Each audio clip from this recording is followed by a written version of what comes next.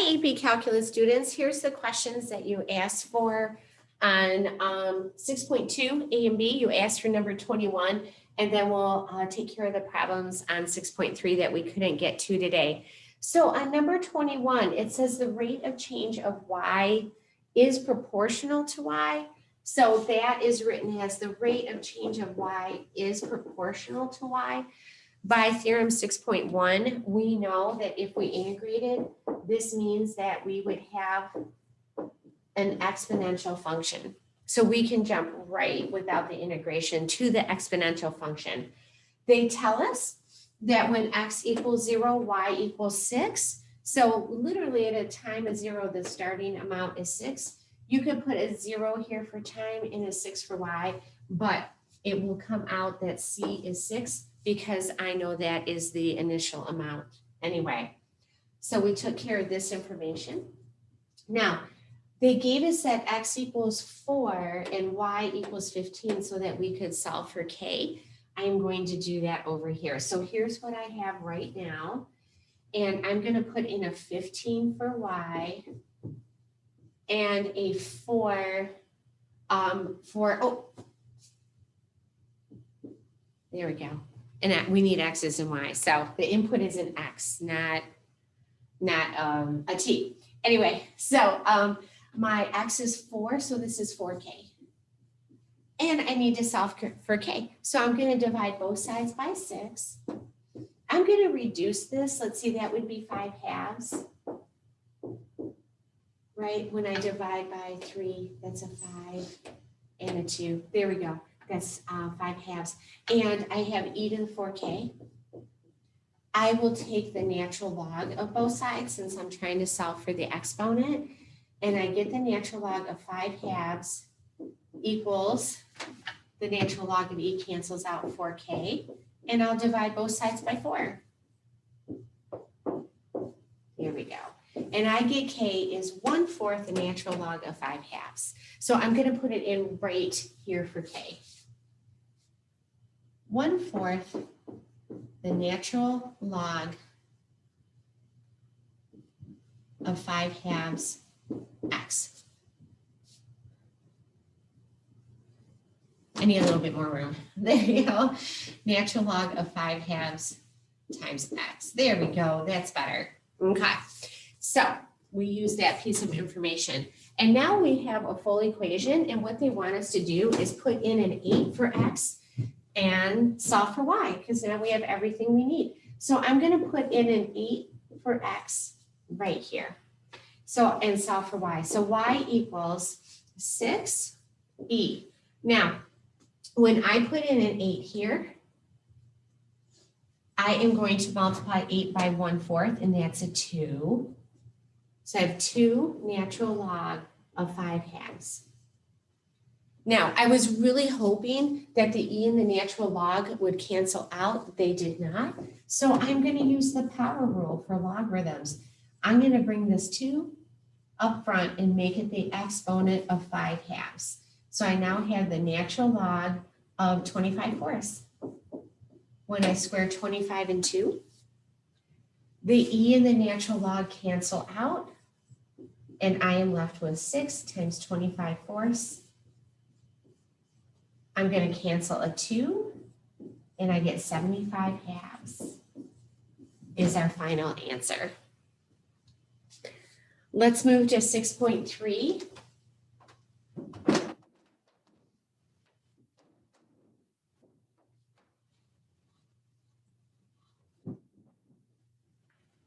On number 27.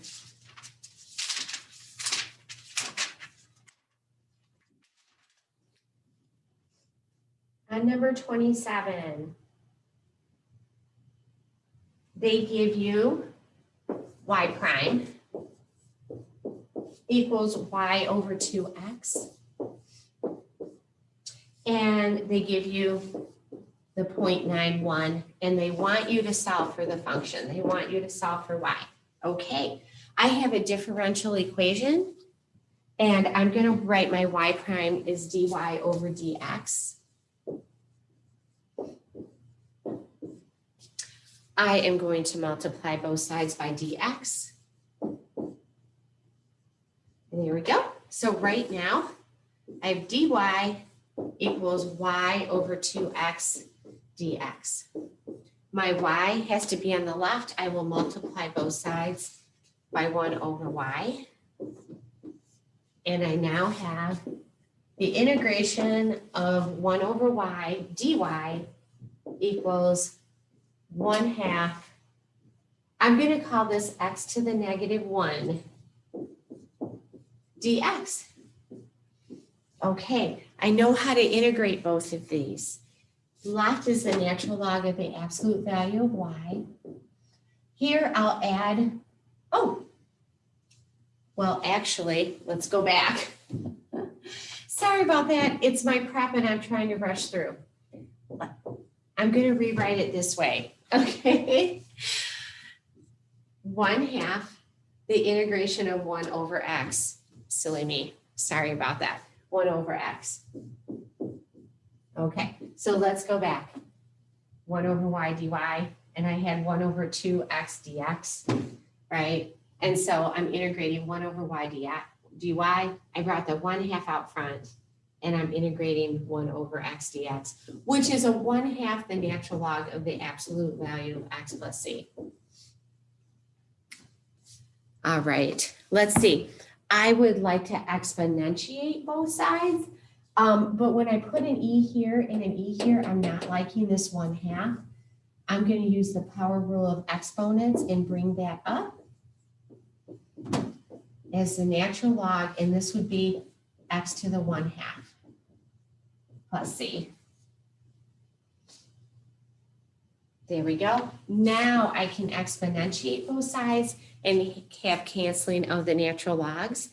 I'm going to go one more row down and come back over. This would be y equals c times the square root of x, right? So the natural log cancels, and we know e to the c is just a c, and I'm left with the square root of x here. There we go. And let's put in a 9 and a 1 to get our c, right? So when I put in a 1 for the y and a 9 for the x, right, the square root of 9 is 3.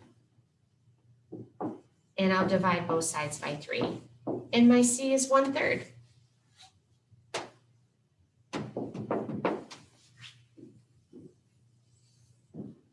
There we go.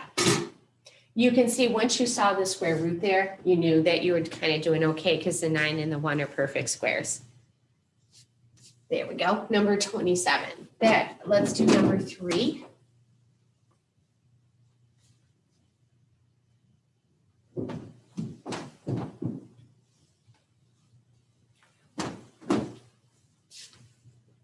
Okay, on number 3, we have x squared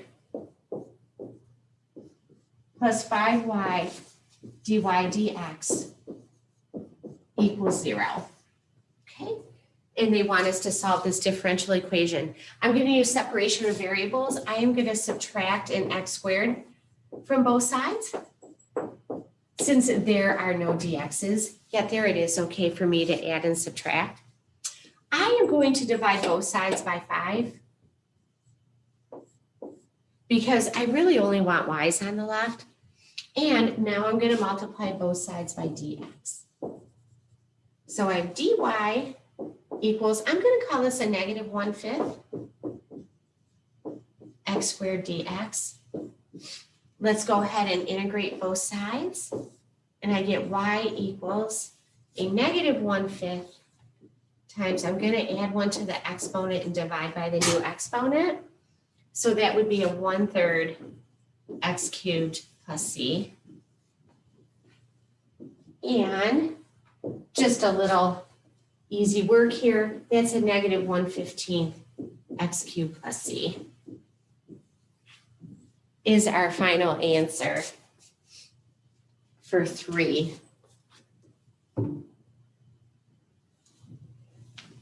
For number 59,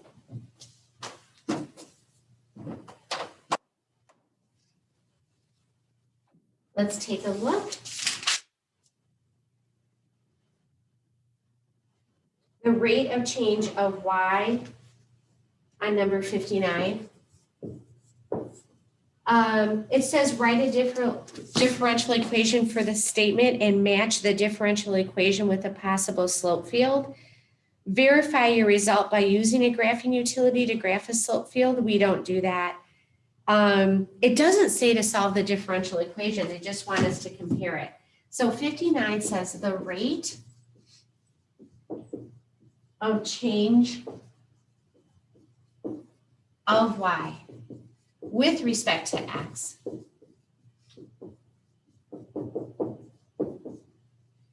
is proportional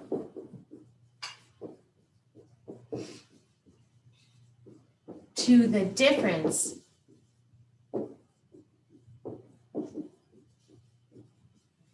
between y and 4. Okay, let's go ahead and write that. The rate of change of y with respect to x is proportional to the difference between y and 4. Okay, now for my slope fields, here's what I'm looking for. Any important characteristics. So the slope is equal to k times y minus 4. So I'm first going to go with, what if anywhere where my y equals 4, that would make my slope equal to 0. So I'm going to look across where y is 4 and see which one of my graphs, A, B, or C, A, B, C, or D, has horizontal tangent lines. And that may be all I need. If not, then we're going to do more. Okay, so let's take a look. Where y equals 4, 1, 2, 3, 4. That does happen at A. 1, 2, 3, 4. I'm looking at B. That does not happen at B. At C, that does happen at C. And at D, 1, 2, 3, 4. That does not happen at D. Let me make sure again that that's at A and C. 1, 2, 3, 4. Yes. And at C, yes, 1, 2, 3, 4. Okay, so now what else can I do to help myself? I notice that the x's don't come into play at all. So here's what I notice. When y is less than 4, then that would make my slopes negative.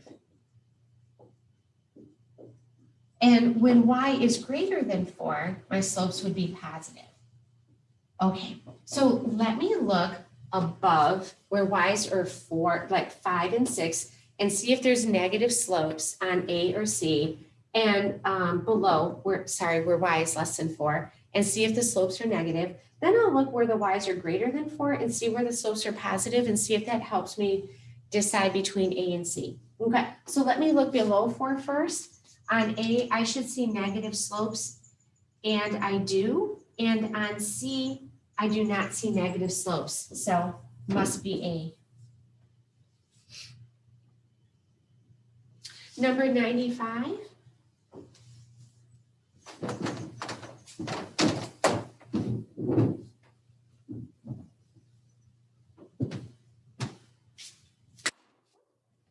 On number 95, let's take a look.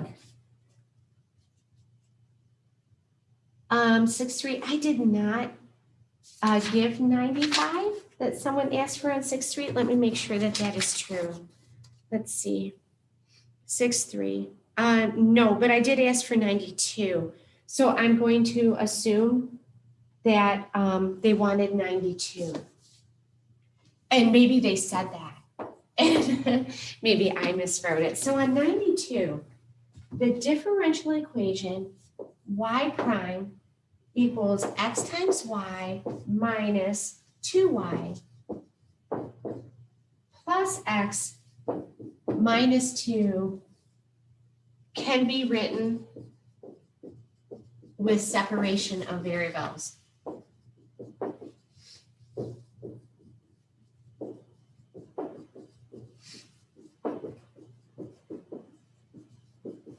And this is true or false. Okay, let's give it a try. When you look at it, it's like, uh-oh, there's can I do that? Can I separate the x's and the y's? Let's color y prime dy dx. Okay, and let's take a look here. I do see a greatest common factor of a y in the first two terms. And so I am just going to, from the first two terms, factor out a y. And that would leave x minus 2 plus, if you don't mind, I'm just going to put parentheses around that x minus 2. So if you notice, we have the same thing here and here, but I did separate the y's here. Okay. Notice that there really is a 1 here in front of the x minus 2. Notice I have a greatest common factor in both of these terms of x minus 2. So I have dy dx equals x minus 2 is my greatest common factor, and I have a y plus 1 left. So it appears I can separate. Let's multiply both sides by dx and divide both sides by y plus 1. Oh. And I have 1 over y plus 1 dy equals x minus 2 dx. They didn't ask us to solve. They just wanted to know if we could separate the variables. Yes, we can. Have a good day.